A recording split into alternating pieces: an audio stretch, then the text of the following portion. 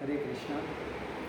परीक्षित महाराज को जब पता लगा कि 7वें दिन जो है उनकी मृत्यु होने वाली है, तो उन्होंने जो है 7 दिन कॉन्टीन्यूसली श्रीमद् भागवतम का श्रवण किया। और कॉन्टीन्यूसली श्रीमद् भागवतम का श्रवण करने मात्र से जो है वो भगवत धाम चले गए। और अंत में जब तक्षक नाग ने डसने के लिए आया तो कश्यप मुनि ने उस तक्षक नाग को देखा।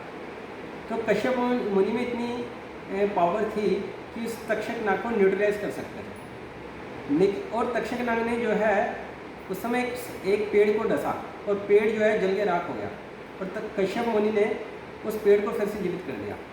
लेकिन कश्यप मुनि जो है भगवान की लीला में कुछ विघ्न नहीं डालना चाहते थे, इसलिए उन्होंने तक्षक नाग को न्यूट्रलाइज नहीं किया और तक्षक नाग को आगे जाने दिया। और तक्षक नाग जो है वो परीक्षित महाराज को डसते हैं, लेकिन वो तो पहले ही भगवत धाम जा चुके थे। उन्होंने जो है केवल एक डेड बॉडी को डसा था।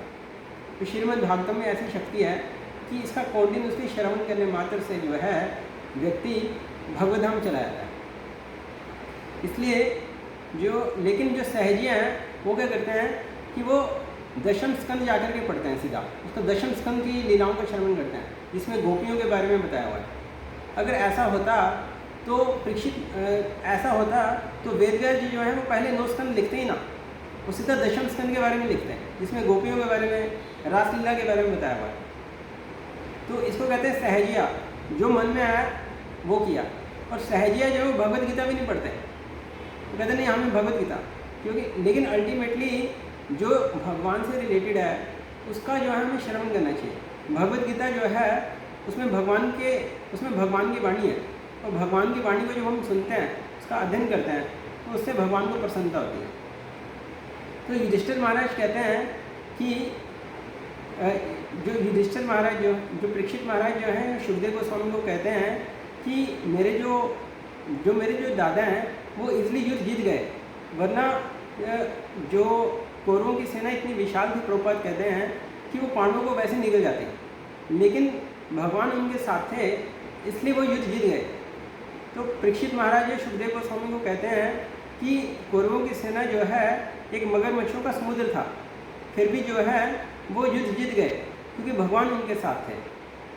इसलिए जो मायावादी लोग हैं वो क्या करते हैं, वो भगवद गीता का अध्ययन नहीं करते हैं। लेकिन असली सन्यासी वो नहीं है कि जो सब कुछ छोड़ छाड़ करके जंगल में जाकर के भक्ति करता है। असली सन्यासी वो है जो सब कुछ जो है भगवान की सेवा में लगाता है। एक भक्त को ऐसा नहीं है, वो भक्त जो है वो भगवान से ये प्रार्थना नहीं करता कि हे भगवान आप जो है मुझे गोलोक बुला लो। भक्त जो है हर समय वो भगवान की भक्ति मांगता है। भक्त जो है उसको ऐसा नहीं है कि वो कहीं भी रहे, क्योंकि एक भक्त जो है उसने कहीं भी रह करके भक्ति कर लेनी है, और जिसने भक्ति नहीं करनी वो मंदिर में रह करके भक्ति नहीं करेगा। अब आप देखेंगे जो यमराज हैं वो 12 महाजनों में से एक है। श्रीमद् भागवतम में एक श्लोक है जिसमें जो है 12 महाजनों के नाम है, जैसे कि भीष्म पितामह, सुखदेव गोस्वामी और यमराज और सनक आदि मुनि, नारद मुनि, शंकर जी।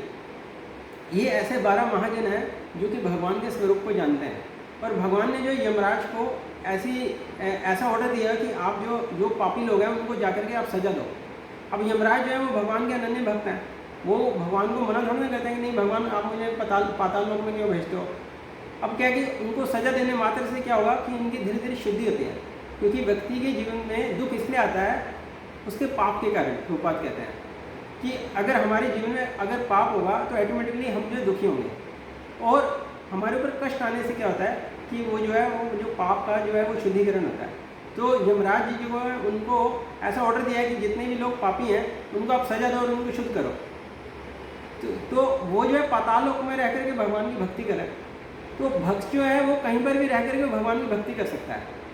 इसलिए श्री चैतन्य महाप्रभु को उनके भक्त कहते हैं, हे भगवान आप ऐसा करो कि जितने भी जो लोग हैं आप इनके सारे पाप आप मुझे दे दो और सबको आप भगवान के धाम भेज दो, सभी को गोलोक ले जाओ। लेकिन चैतन्य महाप्रभु मना कर देता है, क्योंकि ये कोई एक ब्रह्मांड नहीं है, ऐसे अनंत कोटि ब्रह्मांड है भगवान की नासिका से कॉन्टिन्यूसली निकल रहे हैं। तो भक्त जो है वो ऐसा होता है, वो ऐसी कामना नहीं करता कि आप जो है यहीं पर हो और मैं भगवत धाम जा रहा हूँ। भक्त की इच्छा ऐसी होती है कि आप सभी पाप मुझे दे दो और तुम सभी भगवत धाम चले जाओ, मैं तो यहीं पर रह करके भगवान की भक्ति करूँगा। प्रहलाद महाराज जो है नरसिंहदेव भगवान से ये प्रार्थना करते हैं कि हे भगवान, आपकी मेरी इच्छा ऐसी नहीं है कि मैं जंगल में जा कर के जो है भक्ति करूं और केवल अपना ही उद्धार करूं। मेरी इच्छा यही है कि संसार में जितने भी लोग हैं इन सब का उद्धार हो और सभी भगवत धाम चले जाएं। तो भक्त की ये निशानी होती है। आप देखते हैं कि जब आप हरे कृष्ण महामंत्र का जब आप जप करते हैं तो आपकी जो इंद्रियां हैं वो ऑटोमेटिकली कंट्रोल हो जाती हैं।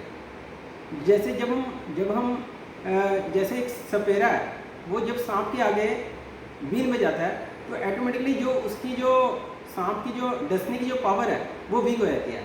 इसी तरह जब हम 24 घंटे भगवान के नाम का जप करते हैं तो हमारी जो इंद्रियां हैं वो ऑटोमेटिकली कंट्रोल हो जाती हैं। इसलिए जब हम भगवान का प्रसाद खाते हैं तो उससे पहले एक मंत्र बोलते हैं। वो मंत्र है महाप्रसादे गोविंदे, महाप्रसादे गोविंदे नाम ब्रह्मणे वैष्णवे। महाप्रसाद में, गोविंद में, भगवान के नाम में, वैष्णव में, इन 5 चीज़ों में जो है उन लोगों का विश्वास नहीं हो पाता जिनके पुण्य बहुत कम है। महाप्रसादे गोविंदे नाम ब्रह्मणे वैष्णवे सर्व पुण्य मतम राजन विश्वास सुने बजाते। शरीर अविद्या जाल, ये जो शरीर है ये अविद्या का जाल है और जड़ इंद्रियाता है काल।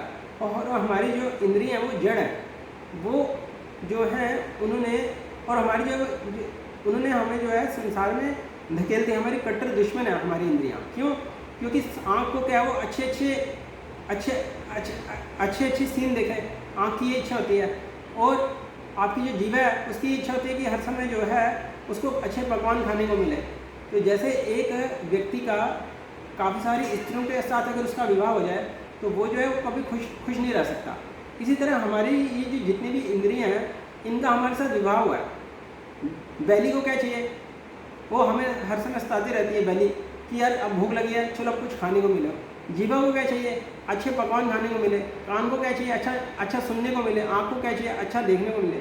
कभी ऐसा मन इच्छा करता ही नहीं कि यार मैं कभी भगवान के चरण कमलों का दर्शन करूँ, मैं भगवत धाम जाऊँ, मैं भगवान की सेवा करूँ, भगवान के भक्तों की सेवा करूँ।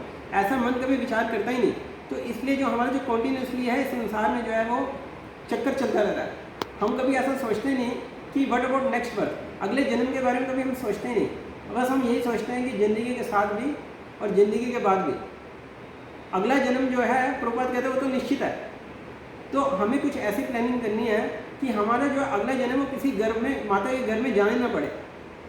हमें जो है वो तो उसका जो हमें श्योरिटी नहीं है कि अगला जन्म हमें कैसा होने वाला है। कितनी 84 लाख योनियाँ, कीट पतंगे, जलचर और पेड़ पौधे, ऐसी जो है 84 लाख योनियाँ, उसके बारे में हमने सोचा नहीं कि नेक्स्ट बर्थ हमारा कैसा हुआ। तो हमें जो ऐसी प्लानिंग करनी है कि हमारा जो नेक्स्ट बर्थ है वो किसी माता के घर में जाना न पड़े और जो है हमारा जो नेक्स्ट बर्थ है वो भगवान के धाम में। हमें ऐसे प्लानिंग करनी है। इसलिए भगवान श्री कृष्ण गीता में कहते हैं, हे अर्जुन, तू जो है हर वक्त जो है अपना मन वो मुझ में लगा करके रख। अगर ऑर्डिनरी पर्सन, अगर एक साधारण पर्सन अगर आपको कहे कि आप जो है मुझे शरणागत हो जाओ, तो आपकी जितनी भी डिफ़िकल्टीज़ हैं, प्रॉब्लम्स हैं, उसको मैं टेक केयर करूँगा, उसको जो है मैं टेक केयर करूँगा। आपको जो है फिर किसी प्रकार की परेशानी लेने की जरूरत नहीं है। तो व्यक्ति जो है वो डाउटफुल हो जाएगा क्योंकि वो जानता है कि यार ये तो आम आदमी है, ये भला मेरी सारी प्रॉब्लम्स को कैसे रिजॉल्व कर सकता है। लेकिन भगवान श्री कृष्ण गीता में कह रहे हैं कि अगर तुम हे मूर्ख, तू मेरी शरण में आ जा, हे जीव तू मेरी शरण में आ जा, मैं तेरे को सभी पापों से मुक्त कर दूंगा। क्योंकि व्यक्ति को जो दुख होता है उसके पाप कर्मों के कारण होता है। लेकिन भगवान जो है वो गारंटी दे रहे हैं कि हे जीव तू मेरी शरण में आ जा, मैं तेरे को सभी पापों से मुक्त कर दूंगा। लेकिन हम जो है वो भगवान की शरण में जाने को तैयार नहीं है। इसलिए भगवान श्री कृष्ण गीता में कह रहे हैं कि हे जीव, हे अर्जुन, तू मेरी शरण में आ जा, मैं तेरे को सभी पापों से मुक्त कर दूंगा। और भगवान आगे कह रहे हैं अर्जुन से कि अगर तू हर वक्त जो है अपना मन वो मुझ में लगा करके नहीं रख सकता, तो एटलीस्ट जो है भक्ति की गतिविधियों को फॉलो कर। जैसे कि सुबह जल्दी उठना, मंगला आरती करनी, भगवत प्रसाद खाना और श्रीमद् भागवतम, श्रीमद् भगवद गीता का अध्ययन करना और भक्ति के अनुकूल जो कार्य हैं उसको करना। तो भगवान कह रहे हैं कि एटलीस्ट जो भक्ति की गतिविधियाँ हैं उसको फॉलो करो। और अगर ऐसा भी नहीं कर सकते, भगवान कह रहे हैं, तो एटलीस्ट जो लोग प्रचार में लगे हुए हैं उनको आप सहयोग दो। फॉर एग्जाम्पल, आप जो अपनी इनकम का 50% भगवान की सेवा में लगा सकते हैं, ऐसा कर सकते हो एटलीस्ट। तो इससे क्या है कि धीरे धीरे जो है आपकी जो श्रद्धा है वो भगवान में विकसित होगी। पहले क्या होता है कि आदो श्रद्धा, हमारे अंदर जो है वो श्रद्धा जागृत होती है। और हमारे अंदर श्रद्धा जागृत होती है तो तथा साधु संग, हम जो है साधुओं का संग करते हैं। हम जब मंदिर जाएंगे साधुओं का संग करेंगे और साधुओं का कॉन्टिन्यूसली संग करने से क्या होगा, अनर्थ निवृत्ति, हमारे अंदर जितना भी कचरा है, जो जितना भी मैल है वो दूर होती है, अनर्थ निवृत्ति तथा निष्ठा, और हमारी जो भगवत भजन में निष्ठा जागृत होती है तथा भाव, हमारे जो भगवान के प्रति भाव जागृत होता है और अल्टीमेटली जो है हमारा भगवान से जो है वो प्रेम हो जाता है। तो इसलिए हमें जो है हमें हर वक्त एक चीज़ माइंड में रखनी है कि हम जो है भगवान के नित्य दास हैं, जीवेर स्वरूप है नित्य कृष्ण दास। हरे कृष्ण।